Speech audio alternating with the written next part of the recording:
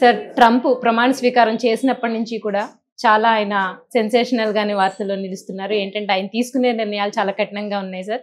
ప్రపంచ దేశాలన్నీ కూడా అంటే భారతదేశాన్ని కూడా చాలా ఆయన పంపించేస్తాను ఉద్యోగుల్ని అని చాలా రకరకాలుగా చెప్తూ ఉన్నారు.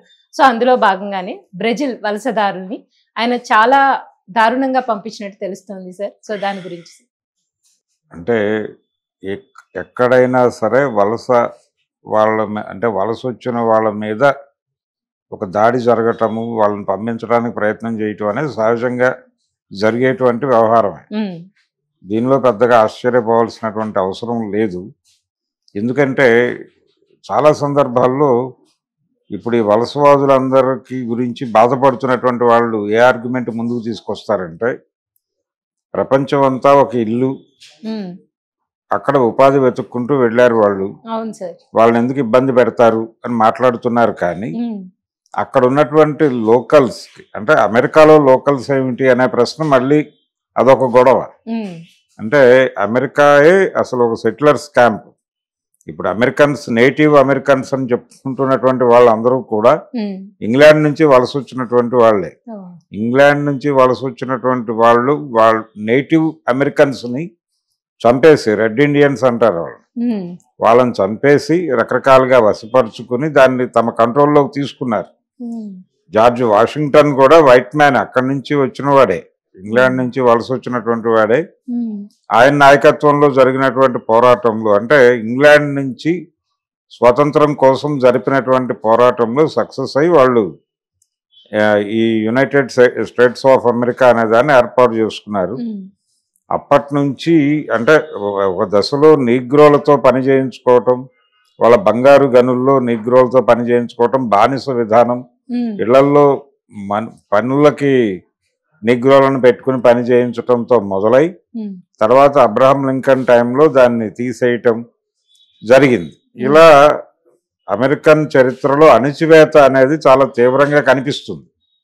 అలాగే వైట్ మ్యాన్ అనేటువంటి వాళ్ళకి ఈ అణిచివేతకి సంబంధించి వాళ్ళు మొదటి నుంచి వాళ్ళ బ్లడ్లోనే అణిచివేత లక్షణాలు ఉన్నాయని మాట్లాడిన సందర్భాలు కూడా ఉన్నాయి.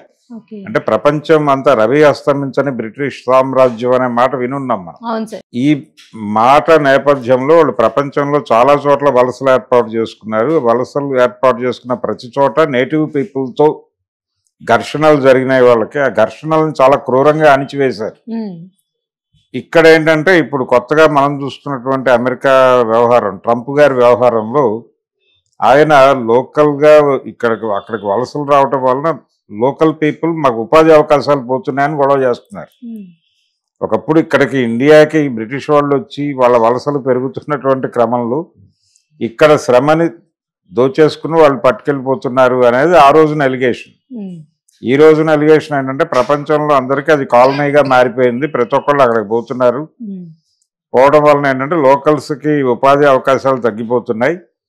అందుకని చాలా సందర్భాల్లో అమెరికాలో ఈ బయట నుంచి వలస వచ్చినటువంటి వాళ్ళ మీద సాయుధ దాడులు జరుగుతున్నాయి, చంపేస్తున్నారు. రోడ్ల మీద, బారుల్లోనూ లేకపోతే రెస్టారెంట్ల మీద దాడులు చేసి చంపేయటం కూడా చూస్తున్నాం మనం.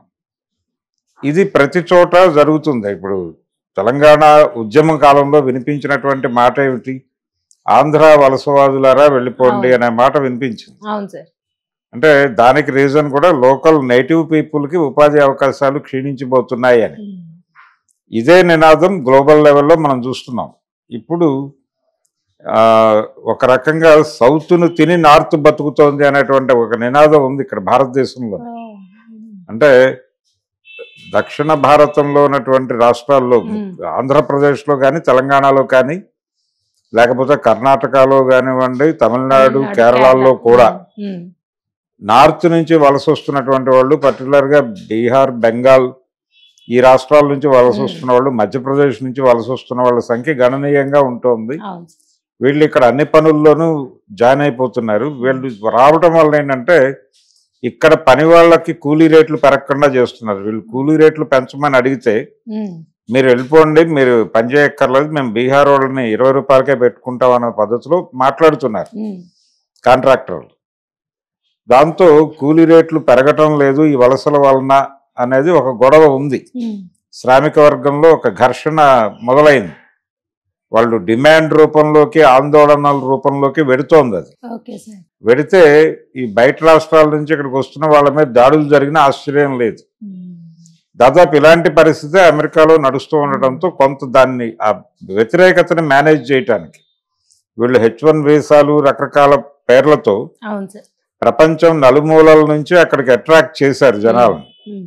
ఈ అట్రాక్ట్ చేయటం అనేది నేటివ్ పీపుల్ని కొంచెం సఫరింగ్లోకి పంపించడం వలన కంటి తుడుపు చర్యలో భాగంగా నిజానికి అమెరికాలో జరుగుతున్నటువంటి చాలా సర్వీస్ సెక్టార్లో జరుగుతున్న చాలా పనులు అవుట్ సోర్సింగ్ ద్వారా చేయిస్తున్నారు వాళ్ళు. ఈ అవుట్ సోర్సింగ్ ఏజెన్సీలు అన్నీ కూడా అమెరికా బయట ఉంటాయి, ఇండియా లాంటి చోట్ల ఉంటాయి. ఈ ఇండియా లాంటి చోట్ల తక్కువ ఖర్చుతో లేబర్ దొరుకుతుంది. ఆ లేబర్తో అవుట్ సోర్సింగ్ అనే పేరుతో ఇక్కడ పనులు జరుగుతున్నాయి, అక్కడ వాళ్ళకేమో ఉద్యోగాలు దొరకటం. ఈ అవుట్ సోర్సింగ్ మీద కూడా గొడవ ఉంది. ఇవి కూడా ఆపేయాలని, ఇవి ఆపేస్తే ఇండియాలో దాన్ని బేస్ చేసుకుని ఏర్పాటు చేసుకున్న ఐటీ కంపెనీలన్నీ ఏమైపోతాయనేటువంటి ఆందోళన ఇక్కడ ఉంది. ఉద్యోగులు వీధిని పడతామని భయపడుతున్నారు. ఇప్పుడు హైటెక్ సిటీలోనూ అక్కడ పనిచేస్తున్న ఎంప్లాయీస్ అందరూ కూడా ఇది ఒక గొడవ ఉంది. దీంతో పాటు ఇప్పుడు ఇండియన్స్ కూడా పంపించేస్తారు అక్కడి నుంచి అనే మాట వినిపిస్తోంది. అయితే ఒక పద్ధతి తీసుకున్నాడు ఆయన, ఇది కంటి తుడుపు చర్య మాత్రమే. అక్కడ ఎటువంటి ఆధారము లేకుండా ఉంటున్న వాళ్ళని మాత్రమే పంపిస్తాము. ఏదో ఒక వర్క్ వీసాలోనో లేకపోతే మరొక పద్ధతిలోనో అక్కడ ఒక అఫీషియల్ డాక్యుమెంట్స్తో ఉన్న వాళ్ళ పట్ల మేమేమి వ్యతిరేకత వాళ్ళని పంపించేయటం ఇలాంటి పనులు పెట్టుకోము అని చాలామంది అక్రమ చొరబాటుదారులు ఉన్నారు.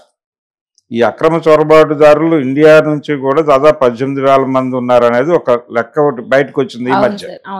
అక్కడ వరకు పంపించేసి మిగిలిన వాళ్ళని వాళ్ళు అకామిడేట్ చేసే మూడ్లో ఉన్నారు. అంటే అనుమతి పొంది ప్రవేశించిన వాళ్ళని మేము ఎలాగో డీల్ చేస్తాం, అనుమతి లేకుండా ప్రవేశించిన వాళ్ళని అక్రమ చొరబాటుదారుల వరకు వ్యవహరిస్తామని. ఈ అక్రమ చొరబాటుదారుల్ని చాలా దారుణమైన పద్ధతిలో వెనక్కి పంపించడం అనేది బ్రెజిల్ వాళ్ళని పంపించడంలో మనకు క్లియర్గా కనిపిస్తోంది. విజిబుల్గా ఉంది అది వాతావరణం. అంటే ఎందుకు చేశారు ఇలాగా, వాళ్ళని ఏసీ ఆపేసినటువంటి విమానం బేడీలేసి పంపించడం ఎవరిని తృప్తిపరచడానికంటే అక్కడ ఉన్నటువంటి నేటివ్ పీపుల్ని తృప్తిపరచడానికి. చూసారా మేము ఎంత కఠినంగా గెంటేస్తున్నామో బయటికి అని అక్కడ ప్రొజెక్ట్ చేసుకుంటాడు ఆయన ట్రంప్. కానీ ఇక్కడ వాళ్ళకి జరిగేది ఏమి ఉండదు పెద్దగా. ఈ అవుట్ సోర్సింగ్ జరుగుతూనే ఉంటుంది. అక్కడ ఆల్రెడీ ఉన్నవాళ్ళు ఉన్నారు, బయట నుంచి అఫీషియల్గా వచ్చే వాళ్ళకి ఎప్పుడూ ప్రవేశం ఉంటుందని చెప్తున్నాడు ఆయన. కాబట్టి వీళ్ళు వస్తూనే ఉంటారు. అమెరికాకి మేజర్గా కింది స్థాయి పనులు చేస్తున్న వాళ్ళు హోటల్స్లోను, అలాగే చాలా చిన్న పారిశుధ్య రంగంలో కూడా పారిశుధ్య రంగంలో పనులు చేస్తున్న వాళ్ళు అక్రమ చొరబాటుదారులే. జీవనోపాధి లేక ఏదో పద్ధతిలో అంటే అక్రమంగా ఎవరికి దొరకకుండా అమెరికాలో ప్రవేశపెట్టడం అనేది ఒక కార్యక్రమం ఉంది. దాని మీద చాలా సినిమాలు కూడా వచ్చినాయి.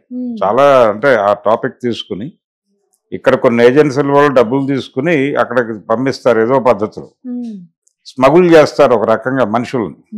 ఈ మనుషుల్ని స్మగుల్ చేసేటువంటి కల్చర్ని కొంతమేరకు అడ్డుకునే ప్రయత్నం ట్రంప్ చేయొచ్చు. అది కొంతమేరకే మళ్ళీ ఆ ఏరియాలో దీని మీద ఆధారపడి బతుకుతున్నటువంటి నేటివ్ అమెరికన్స్ కొంతమంది ఉన్నారు. అంటే ఈ అక్రమ చొరబాటుదారులకు ఆశ్రయం కల్పించడం ద్వారా ఉపాధి పొందుతున్నటువంటి వాళ్ళు కూడా ఉన్నారు. ఇలా చాలా ఇంటర్లింక్ ఉన్నటువంటి గొడవలు ఉన్నాయి దీనిలో. అందుకని